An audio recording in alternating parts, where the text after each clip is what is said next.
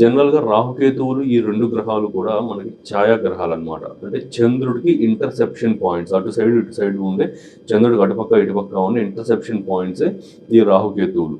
Okay. So, ఈ ఈ యొక్క రాహుకేతువులు ఈ 2 గ్రహాలకి కూడా ఫిజికల్ ఫార్మ్ అంటూ ఉండదనమాట. ఓకే. టచ్ చేయగలిగిన ఫిజికల్ ఫార్మ్ అనేది గానీ, చూడగలిగిన విజిబుల్ ఫార్మ్ గానీ 2 కూడా ఉండవు. సో, జస్ట్ ఇవి నీడ గ్రహాలు, ఛాయాగ్రహాలు. అందుకే ఈ రాహుకేతువులు రెండిటిని కూడా మెయిన్‌గా రాహుని పొగతో పోలుస్తూ ఉంటారు. బట్ ఇప్పుడు మన టాపిక్ కేతు కాబట్టి కేతు చూసుకుంటే కేతు కారకత్వాల్లో ఎక్కువగా మనకి పాస్ట్ లైఫ్ కర్మాస్ని రిప్రజెంట్ చేస్తాడనమాట.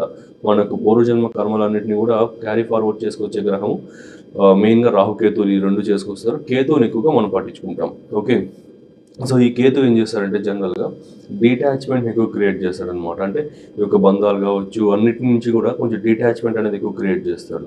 సో, జనరల్‌గా చెప్పాలంటే ఒక టైప్ ఆఫ్ ఏ అహంకారము, ఏ మమకారం ఏది లేకుండా కొంచెం ఒక డీటాచ్డ్ వేలో ఒక మనిషిని ఒక స్థిరంగా పెట్టడం కేతువు చేసే పననమాట.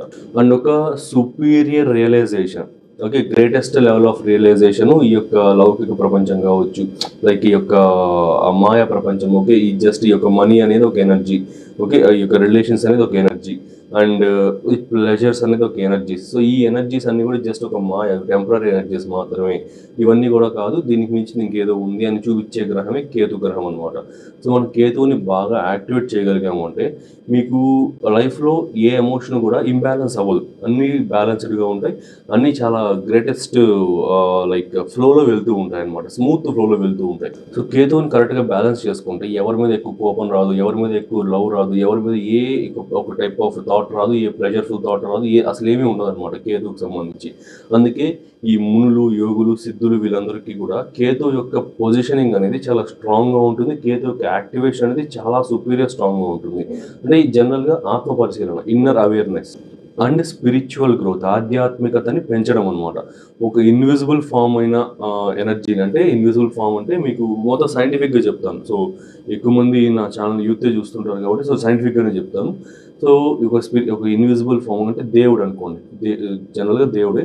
సో, ఒక ఇన్విజిబుల్ ఫామ్ని ఆరాధించడమే మీకు కేతు చేసే ఆ పని అండ్ కేతు యొక్క లక్షణం.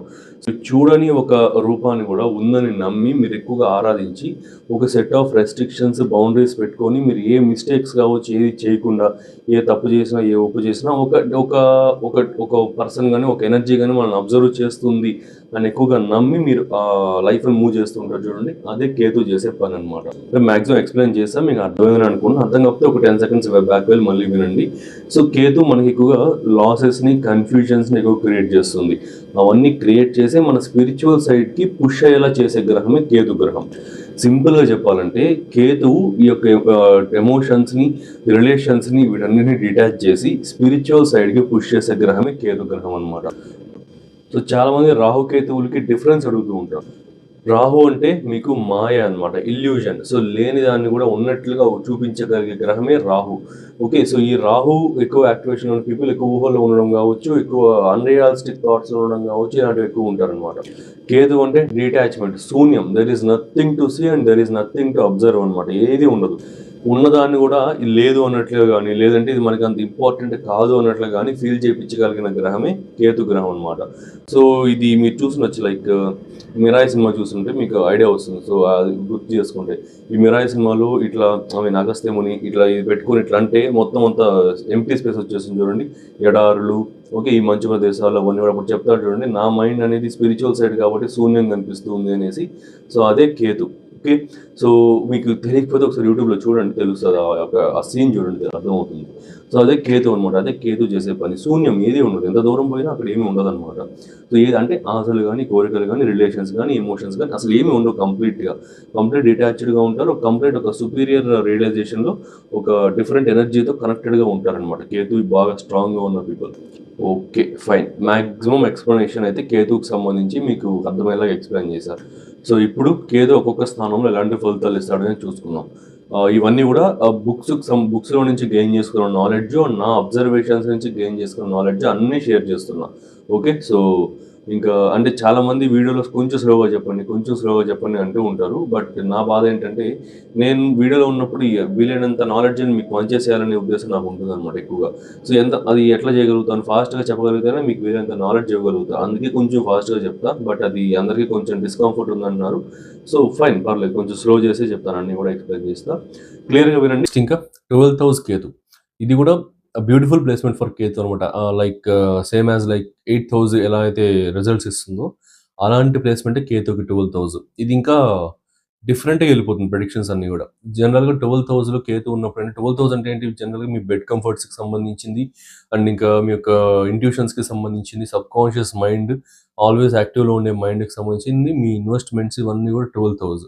ఈ 12థ్‌లో కేతు ఉన్న పీపుల్‌కి రీసెర్చ్ అంటే చాలా ఎక్కువ ఇంట్రెస్ట్ అయితే ఉంటుందనమాట. బట్ ఆ రీసెర్చ్ అనేది ఎక్కడి నుంచి స్టార్ట్ చేయాలి? ఏ పాయింట్ నుంచి స్టార్ట్ చేయాలనేది తెలియకుండా కొంచెం ఇబ్బంది పడుతూ ఉంటారు. బట్ సమ్‌హౌ ఏదో ఒక రూపంలో, ఎవరో ఒక రూపంలో ఆ రీసెర్చ్ అనేది కంటిన్యూ అవ్వడం జరుగుతుందనమాట.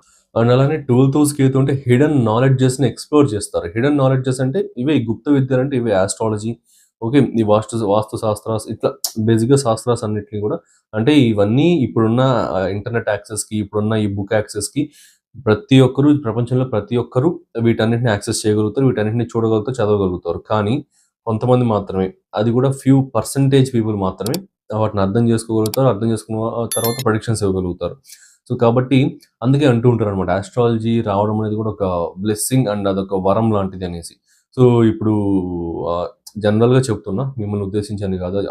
ఎవరిని ఉద్దేశించి కాదు. సో, ఎన్నో లక్షల మంది ఈ వీడియోస్ కావచ్చు, ఎన్నో కోట్ల మంది వీడియోస్ కావచ్చు చూస్తూ ఉంటారు. సో, ఇప్పుడు కాకపోయినా ఫ్యూచర్‌లో అయినా సరే. అందరికి ఆస్ట్రాలజీ వచ్చేస్తుందా అంటే కష్టం. అందరికీ రావడం కష్టం. కానీ కొంతమందికి ఖచ్చితంగా వస్తుందనమాట. ఆ కేతు ఇన్‌ఫ్లూయెన్స్ ఉంటే ఇంకా హిడెన్ నాలెడ్జెస్ అనేటివి ఇంకా బాగా ఎక్స్‌ప్లోర్ చేస్తారు. ఇంకా డీప్‌గా వెళ్ళగలుగుతారు వాళ్ళు. సో, అదొక పాయింట్. సో, ఇది కొంచెం అర్థం చేసుకొని మెచ్యూర్డ్‌గా అర్థం చేసుకోండి. క్లారిటీ వస్తుంది. ఓకే. సో, ఇది. ఇంకా ఈ యొక్క మోక్షం పైన, ఎన్‌లైట్‌మెంట్ పైన ఎక్కువగా ఇంట్రెస్ట్ అనేది ఎక్కువగా ఉంటదనమాట. అండ్ కొన్ని స్క్రిప్చర్స్, కొన్ని విషయాల ప్రకారం 12థ్ హౌస్‌లో కేతు ఉన్న జాతకులకి అదే ఇంకా లాస్ట్ లైఫ్ అవుతుంది. ఇంకా నెక్స్ట్ లైఫ్ ఉండదు అని కూడా చెప్తారు. బట్ అది ఎంతవరకు కరెక్ట్ అనేది నేను చెప్పలేను. ఐ కాంట్ ప్రూవ్ దట్ అనమాట. సో, ఎందువల్ల అంటే మనకి చెప్పలేం గదా! సో, 12,000 కేతు ఉన్న పర్సన్ మళ్ళీ ఎక్కడ పుట్టాడా లేదా మనం చెక్ చేయలేం కదా ఎక్కడ గూడా. సో, కాబట్టి ఈ యొక్క థియరీ, ఈ యొక్క విషయం అనేది ఇంకా ప్రూవ్ అవ్వాలంటే ఇంకొన్ని రోజులు పడుతుంది. Okay.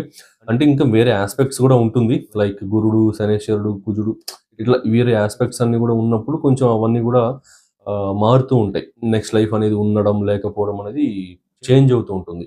But purely, solely, only Ketu influence ఒక్కటే 12,000 ఉందంటే మాత్రం ఖచ్చితంగా 12థ్ హౌస్‌లో ఉండి 12థ్ హౌస్‌లో కూడా కేతు స్వనక్షత్రం పైన సొంత సబ్ డివిజన్ పైన ఉంటే మాత్రం ఖచ్చితంగా ఇంకా చెప్పేసేయొచ్చు. Without any proofs, without any research ఖచ్చితంగా అదే లాస్ట్ లైఫ్ అని ఇంకా చెప్పేసేయొచ్చనమాట.